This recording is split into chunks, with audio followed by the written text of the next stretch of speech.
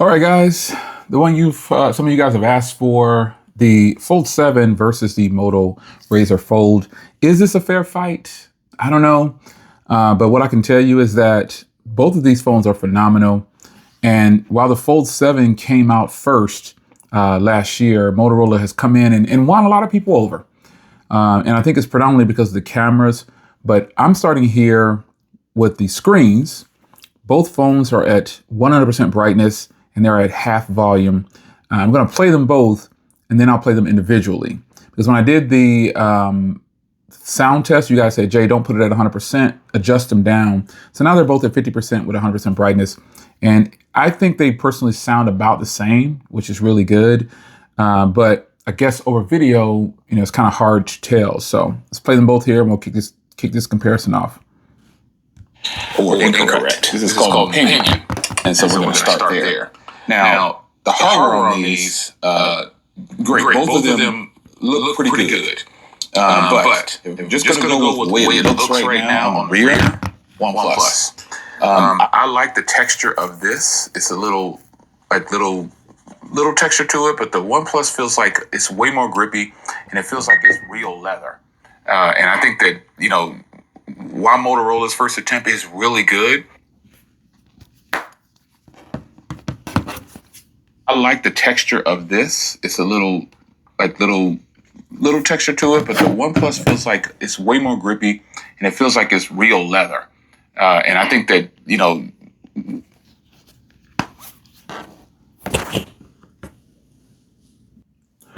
All right, folks. So kicking off the comparison there, I think they both sound really good.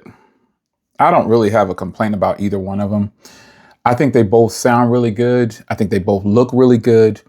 And it's just going to come down to how you feel about each of these in the areas I'm going to cover next. So front screen here, as we take a look here, these are the default wallpapers for each company. But Motorola's display is touted to be a much brighter. And in person, folks, you can tell that it's much brighter. I'm not going to lie to you. I can clearly see that this is a much brighter display in person. But that doesn't mean that Samsung's display is trash, because Samsung's makes some of the best displays. And I think the best way will be to test this with the same wallpaper. But for the purposes of this video, the front display and the inner display seem a little bit brighter, but not enough to make me say, oh my gosh, I'm done with Samsung. Not at all. So let's go to the rest of the hardware. And I'll talk about where Samsung wins in this area by a long shot. Now, while Motorola has this V here, you see that V right there at the top of this area down by the cameras, it makes it feel so much better in the hand because the edges are chamfered inwards and it's like almost much easier to open the Razr. But they both feel the same when holding them. But where Samsung still wins, and most companies can't get this right, I think Google finally got it right, the volume rocker and power button placement. This is stupid for Motorola to put these volume rockers and the power button way at the top of the device on a big foldable like this. It doesn't make sense. Why do it? And then they have this AI button up there as well. Hands down, Samsung got it right. This is the perfect position for volume and fingerprint. It's just done perfectly right. And there's just no getting around that. They did a great job on this. Samsung's been doing this. This is their 7th iteration. So I would expect them to get some of these things right on their attempts later down the line. While this is Motorola's first attempt in the US at this, it is a good phone for sure, but the power button and volume rocker and all these buttons way up at the top makes no sense. Now on the top here, you see they both have speaker grills, but I like the way Samsung's speaker grill is with just one slit. I just think it looks nice and uniformed. And when you switch to the bottom, it's the same thing. They're both of these phones are uniform in their design, but Samsung's it's just a polished design because it's 7 years in. This is the 7th version, so they need to be getting it right.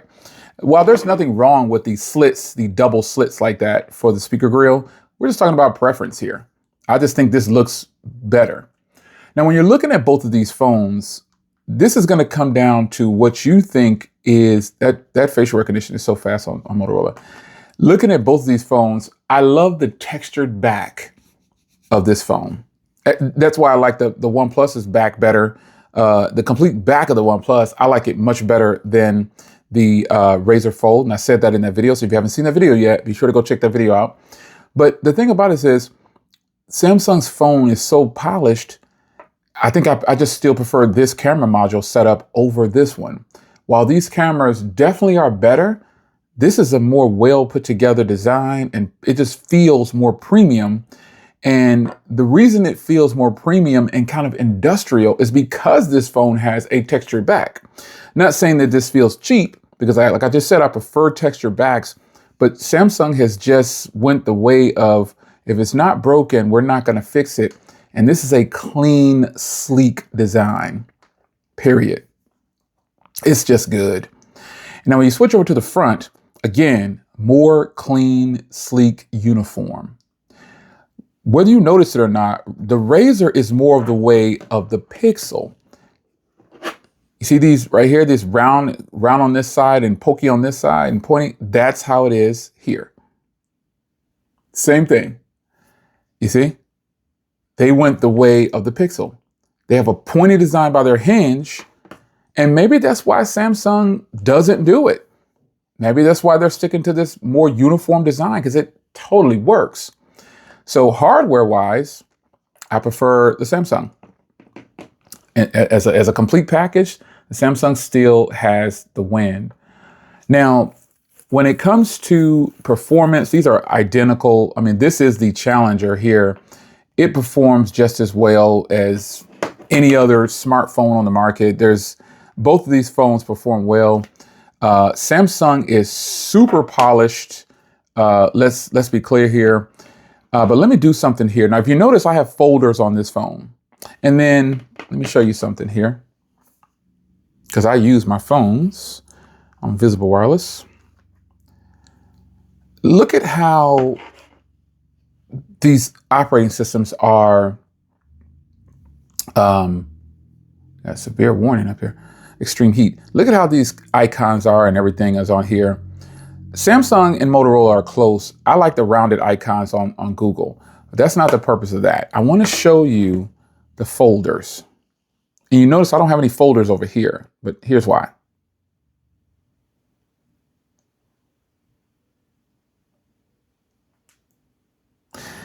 It seems crazy, but just the slight difference in there. And I know you can make adjustments and things, but I don't know what it is. I just think Samsung's software is polished. They've had time to get it right. I don't know. It's just a combination of things. But you know, you probably know, oh, Jay, you're nitpicking now. No, not nitpicking. Just kind of wanting to call out some things that I think, I don't know, just using the folders over here, I just don't do it for some reason. I like how Samsung's flows. It's just really smooth. Now, I prefer stock Android, which is probably why I like the Pixel. And no, that's another thing. Let me show you something here. Let me show you folders on the Pixel.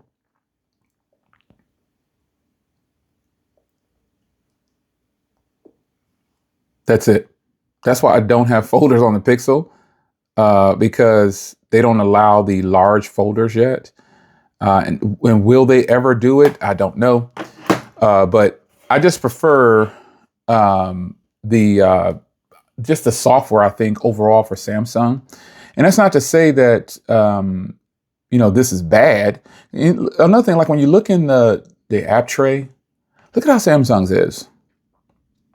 I don't know, it just feels, I know that it's well put together.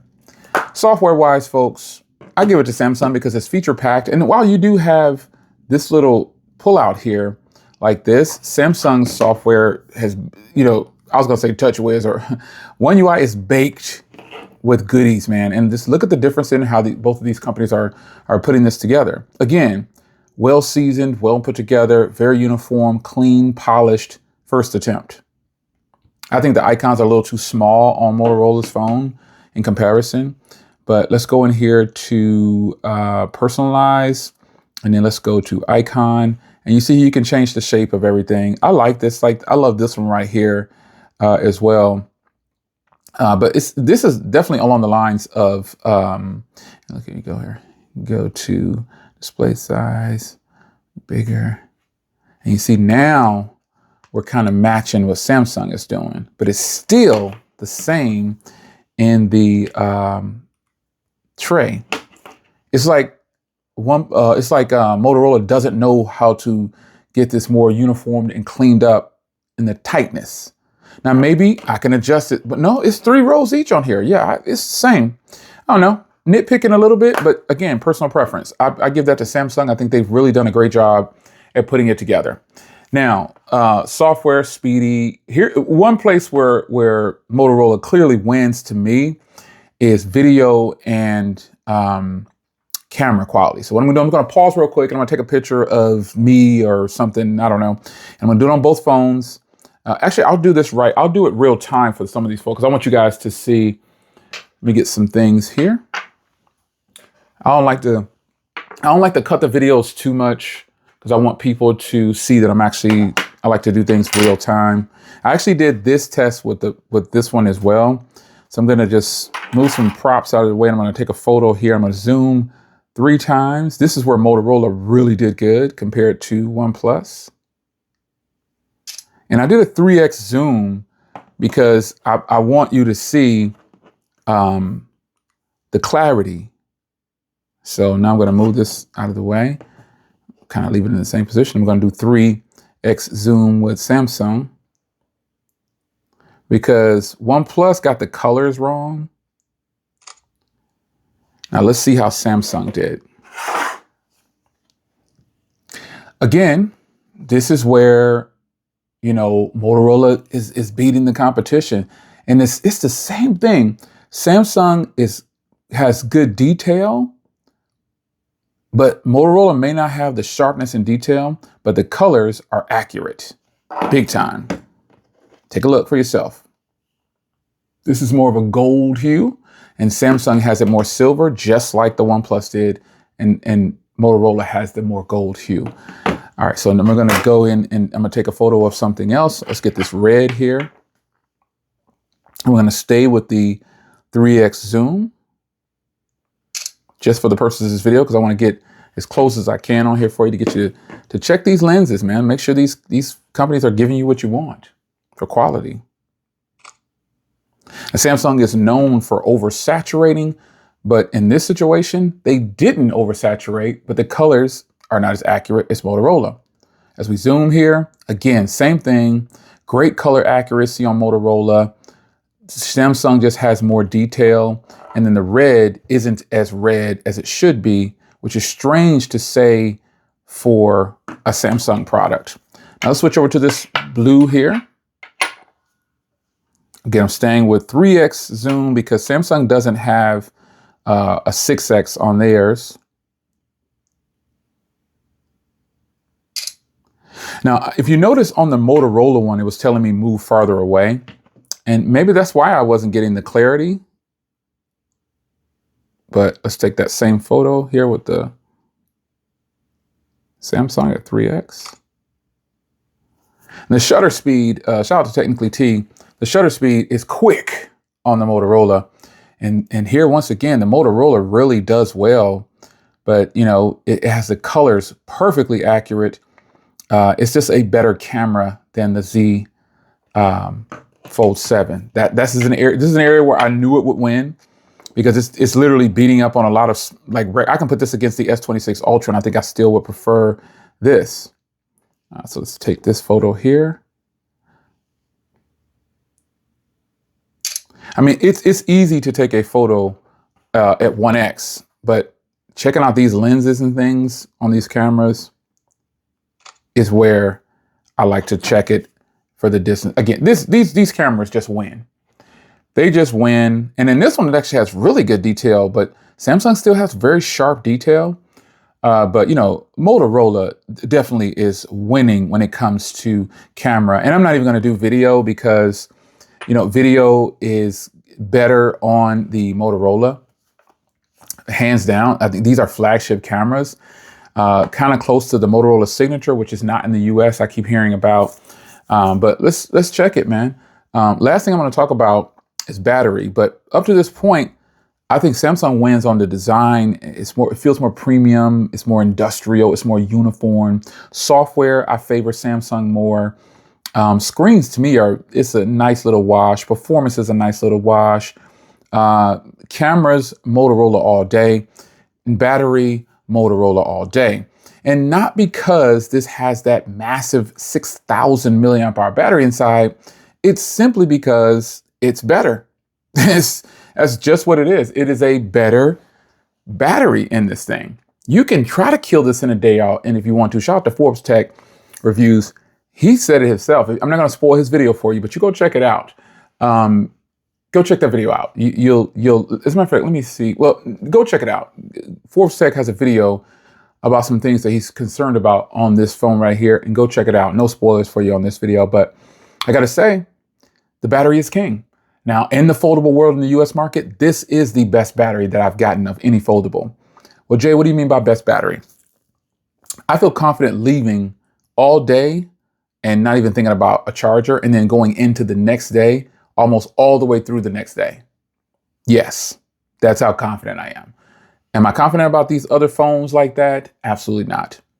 So what has Motorola done to this point to make you a believer that they can actually compete in the US market? Well, for me, I think they've checked a lot of boxes and again, folks, this is my personal preference. You do not have to do what I'm doing, and you don't have to agree. We all can agree to disagree. But most people are having the best experience of their lives who bought this Razr. Where all of these phones fail is price. None of these phones are worth $2,000. Back in the day when Samsung first launched their foldable phone, you got earbuds, watch, case, all these different things in the box. And all of a sudden we want to save the planet. No, you guys are trying to save your pocket by raising the prices, keeping things the same, and then taking stuff away. We don't even get a charging brick in the box. Only OnePlus is the king of accessories in the US or wherever. They give you what you need to make it, which is a sad thing. I don't even get a charging brick in my box.